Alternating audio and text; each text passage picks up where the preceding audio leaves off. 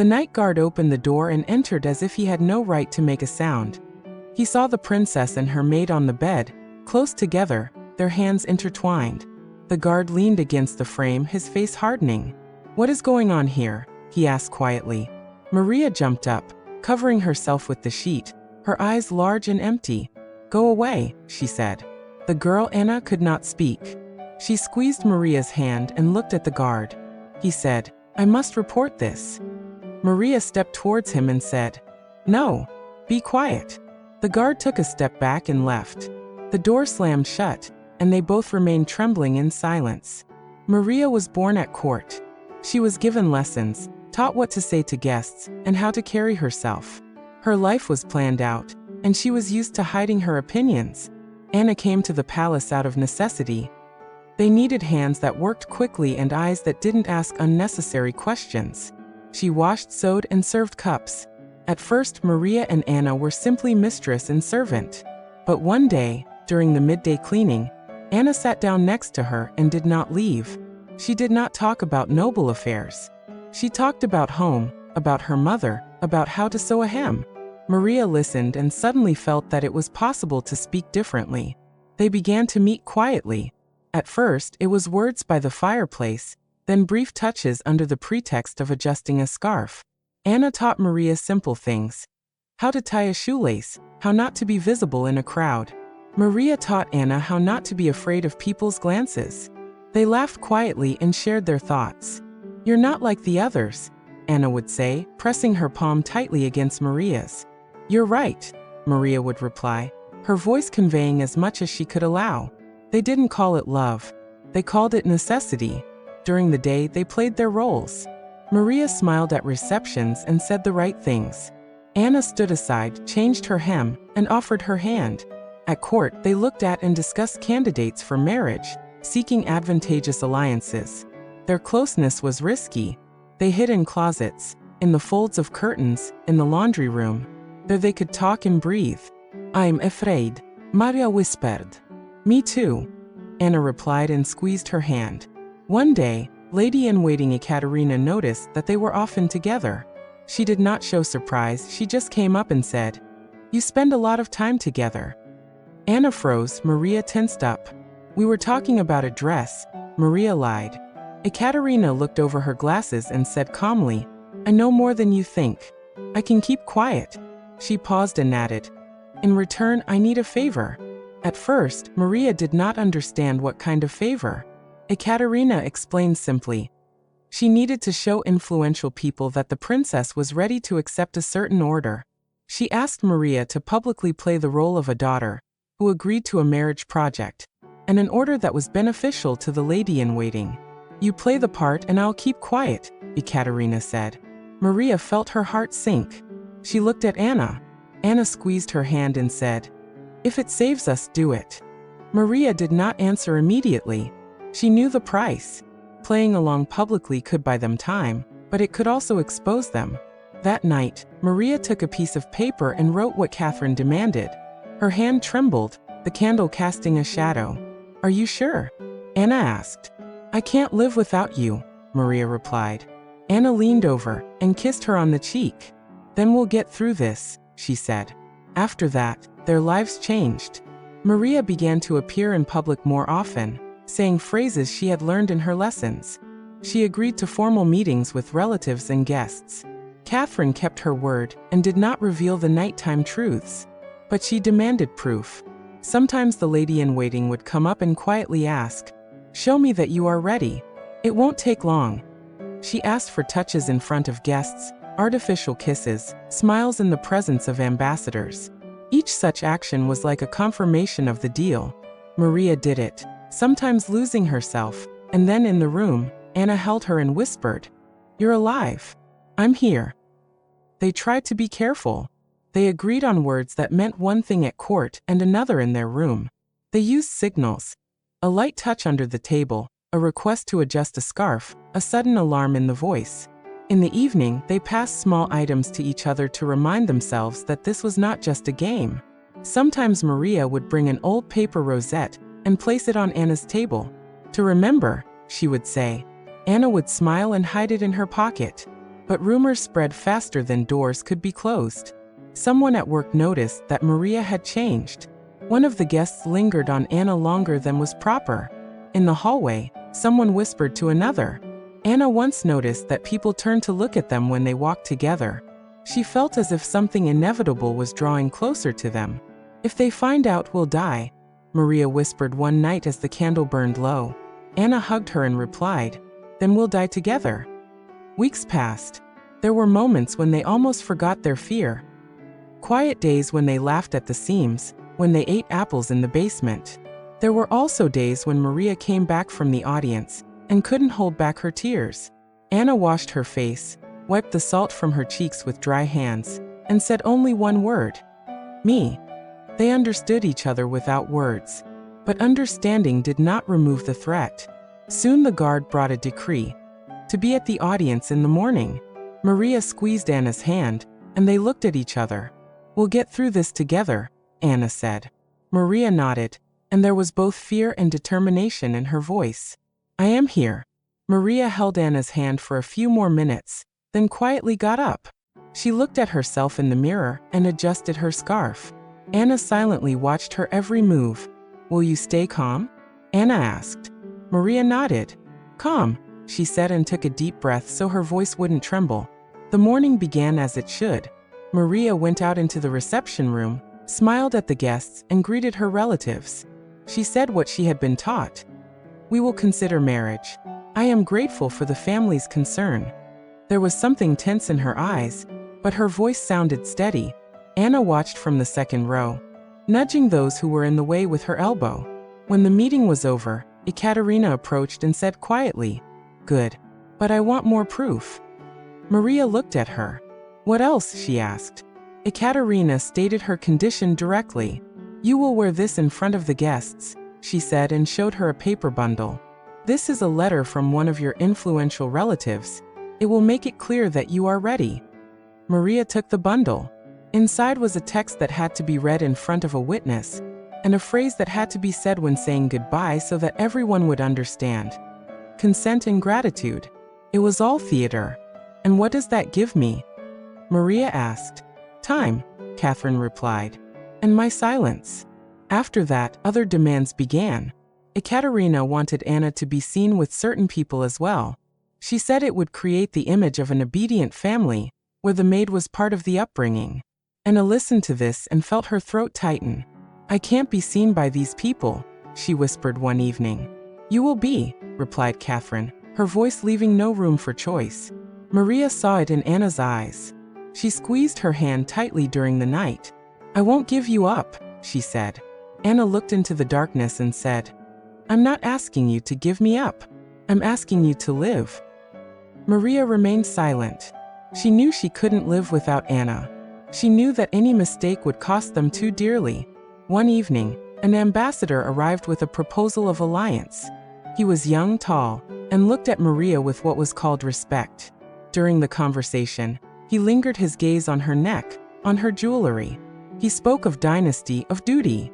Maria listened and responded formally. The ambassador leaned over and said something about the benefits of uniting the houses. There were people in the hall who could decide many things. Catherine stood nearby and nodded. Anna, standing by the door, saw the ambassador touch Maria's elbow and pause for a second to look at Anna. Anna's heart beat faster. She thought they were being watched. After the reception, Catherine approached Anna and said, "You must go in to him tomorrow to bring a mark on his card." She said it as if she were talking about work. Anna understood. She had to appear next to the ambassador, perhaps to pass something on, perhaps just to show that the maid belonged to the house. Anna looked at Maria. "Do you know?" she asked. Maria nodded and exhaled. The next day, Anna brought in a tray with wax and sealing wax. The ambassador was sitting at his desk writing. His hand stopped when he saw Anna. He smiled and said, "The maid is so quiet. Let me see your hands." Anna set down the tray, and he slowly picked up the wax seal, touching her palm as if to start a conversation. At that moment, Anna felt everything inside her tense up. She saw the ambassador looking at Maria's face. Maria stood in the doorway, motionless. She understood that this simple exchange could be misinterpreted. Later, The ambassador invited Maria for a walk in the courtyard garden, a formal walk. He talked about politics, but his words were an attempt to make her feel close to him. Catherine watched from the window and winked at someone. After the walk, the ambassador said quietly, "You will be a valuable link between our homes." Maria replied quietly, "I will do what I must." Her voice contained words of duty and emptiness. Thus the tension grew. They played their roles, but they themselves did not know where the line between act and truth lay. Maria came home from people's houses and looked for Anna. She found her in the kitchen, hunched over her sewing table. Maria would sit down next to her and watch silently. Anna would bring her a cup and say, "How did it go?" Maria would whisper, "As always." Sometimes they would argue, quietly, in the corner of the bedroom where no one could hear them.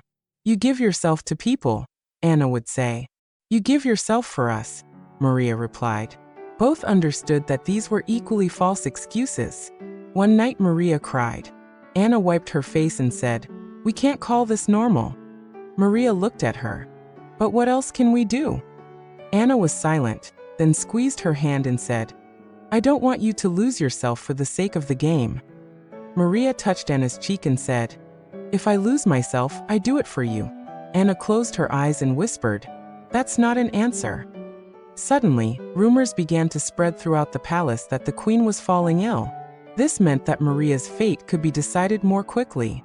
People talked about the regency, about the choice between relatives. It seemed that every fragment of conversation at the door could be decisive. Catherine came up with new demands. "Now you must clearly show that you are ready to accept the family's help. Your visibility is our trump card." Maria listened and thought about her nights with Anna. Once, when Maria was returning from the cashier's office, she saw several young nobles looking at Anna with derision. One of them said, "She's not cut out for great things."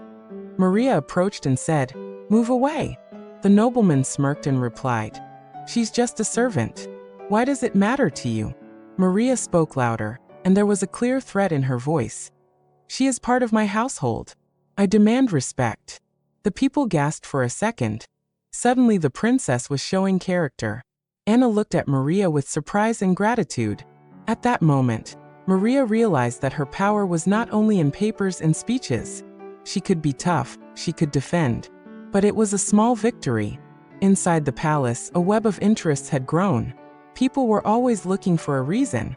And even when Maria seemed strong in front of the nobles, she returned to the nights where Anna and she were vulnerable again.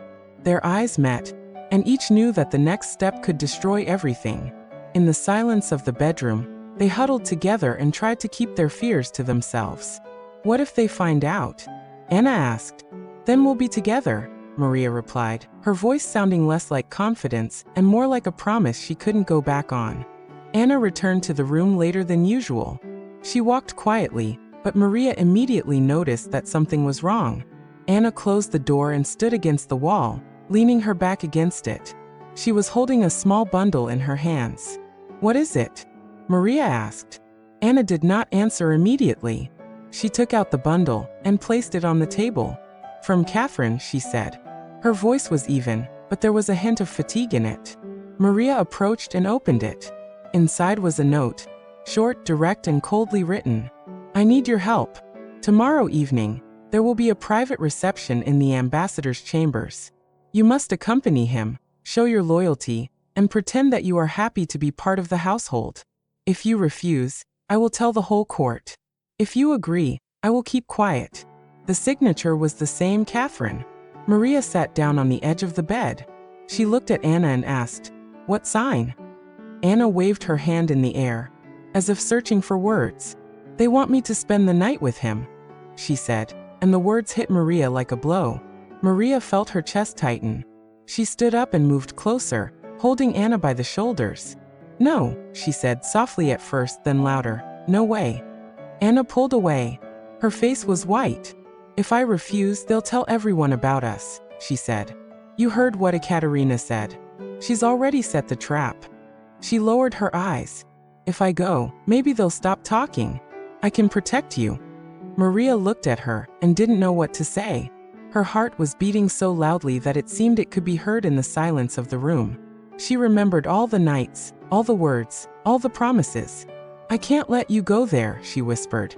Anna raised her hand and placed it on Maria's lips.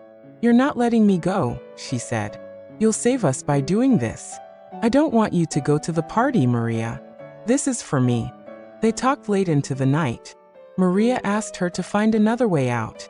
Anna said there was no way out. Ekaterina was keeping the information to herself, and the courtyard was full of rumors. "She's not just keeping quiet," Anna said. "She's using us to move things along.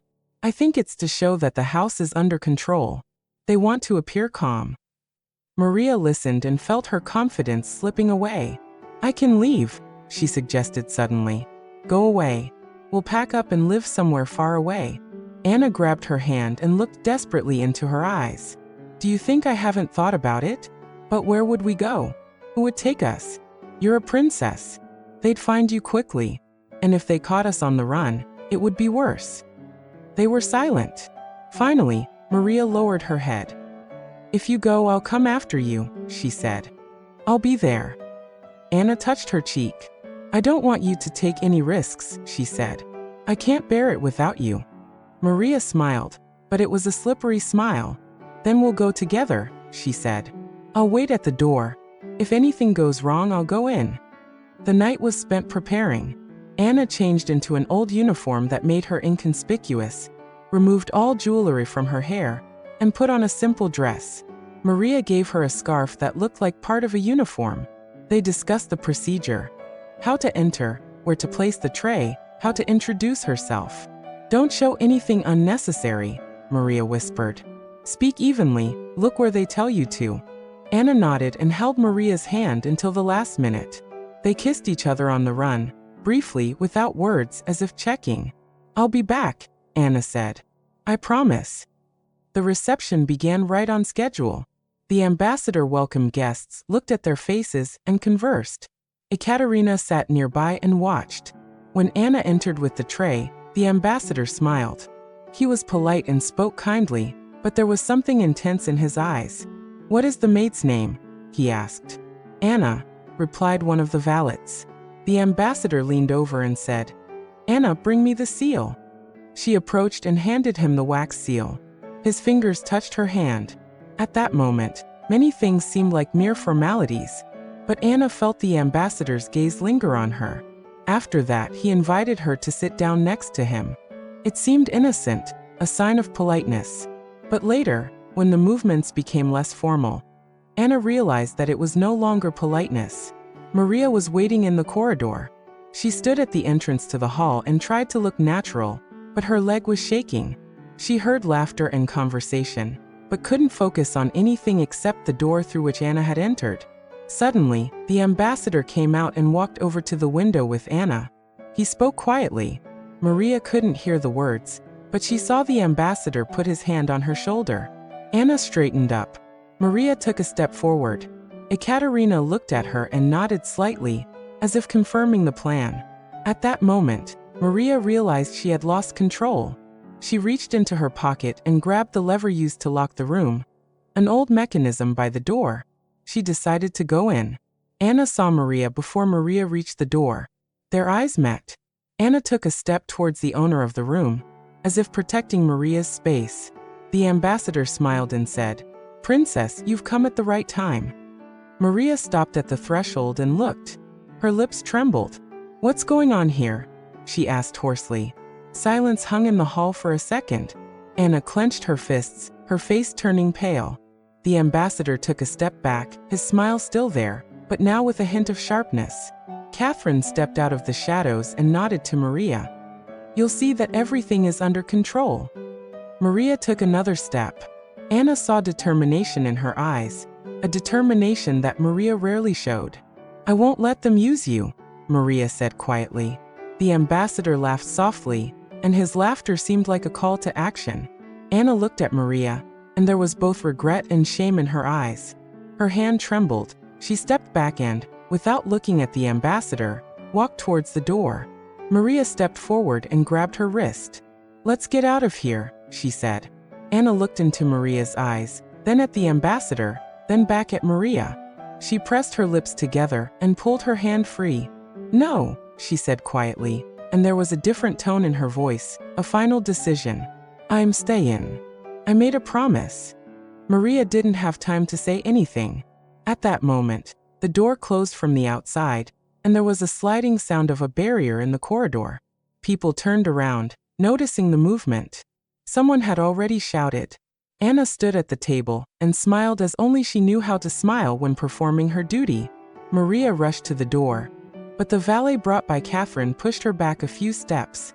His fingers were firm, holding her back. "Princess, calm down," he said. His voice was calm, but Maria heard the command in it. Anna turned to the ambassador and quietly uttered the words Catherine had taught her to say. "I am grateful for the attention at home." They were simple words, but now they had a meaning that Maria knew all too well. She looked at Anna and thought, "This is the price. This is the price they talked about before." The people around her did not understand why the princess was crying. They thought it was part of the performance. No one saw Maria trying to break free to save the one she loved. No one saw how Anna, standing next to the ambassador, held a small handkerchief in her hand, the very one Maria had given her before the start, and how her fingers clenched around it as if it were all she had left. The morning after the reception began with whispers. Rumors spread from those who had seen Anna with the ambassador. Someone saw the ambassador take her into the shadows. Someone saw Maria burst in. The rumors turned into accusations when one of the valets, who had a score to settle with the maid, decided that this incident could raise his status. He told everything to the person he owed a favor to, a relative of the ambassador. The relative came to Catherine.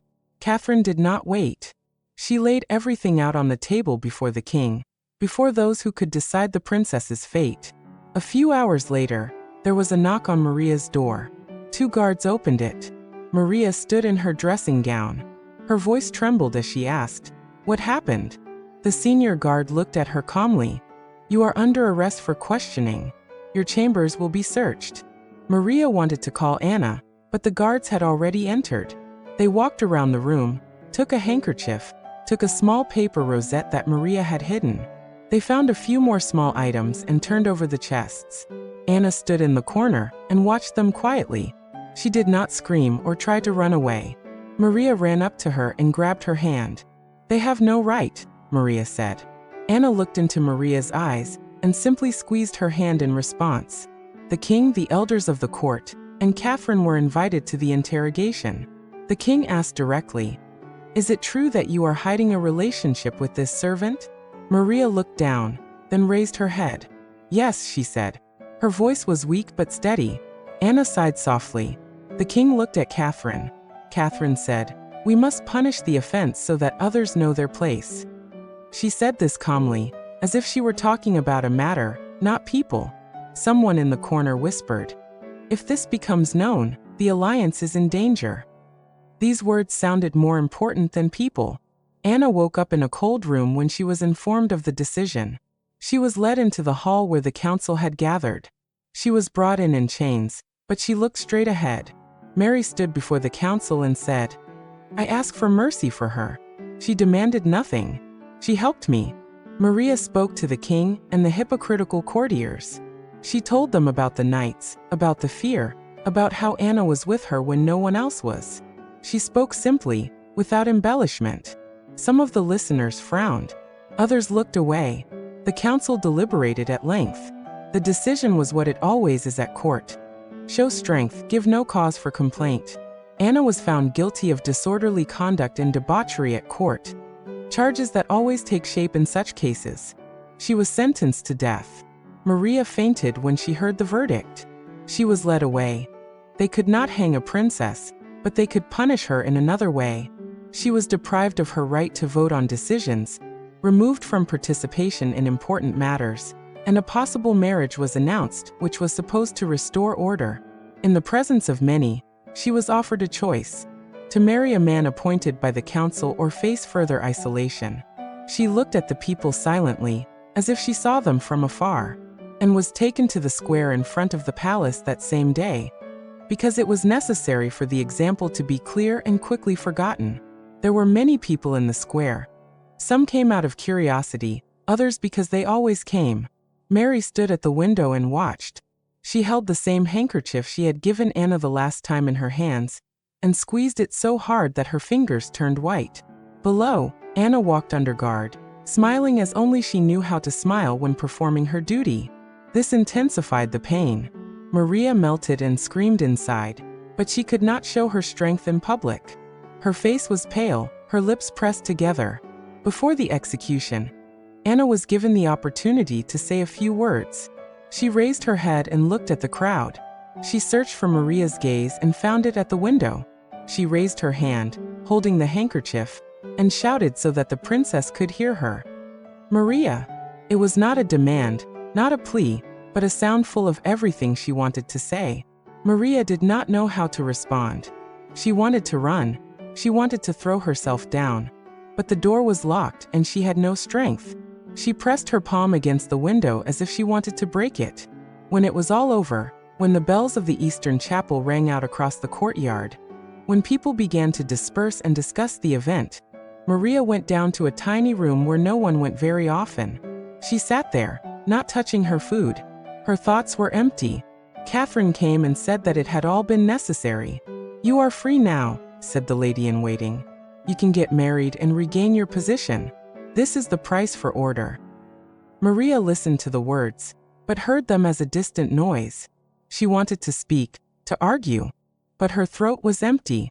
On the second day after the execution, Maria disappeared from view. She was taken to the princess's room, locked up and given doctors to show concern. She did not eat or drink. A day or two passed. The courtiers began to ask if she had died, and to wonder what to do.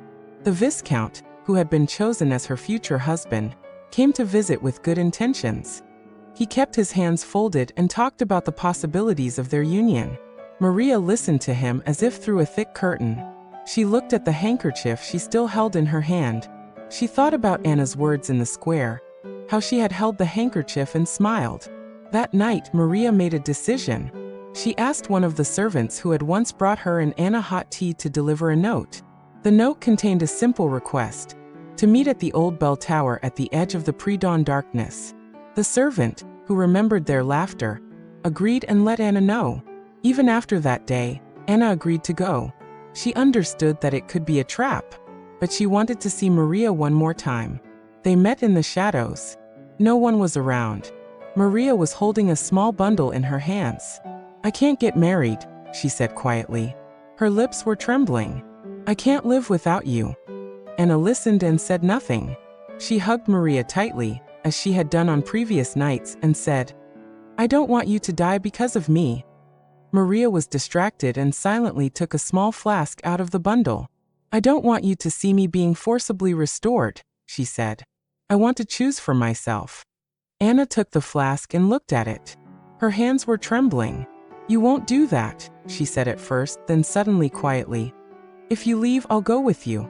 She laid her head on Maria's shoulder. They were silent for a long time. Then Maria smiled in the way she only knew how to smile before the most important things. She said, "Then let's go together." Anna looked up and replied, "Yes." They drank and sat until it got cold. No one came to the bell tower.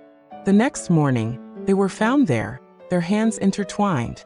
Without the hypocrisy of the court, their names were again passed around the hall, but now as a fait accompli. People whispered. Some spoke of great love, others of foolishness. Catherine said it was a tragedy that was to be expected. The council said it was the end. They left together. People at the hearings re-established their positions and talked about the consequences. For the court, everything continued as before. For those who remained, life went on according to the rules. But those who knew their faces also knew their gestures and their words in their final hours. They knew that at the end, Maria looked at Anna and whispered, "I found you."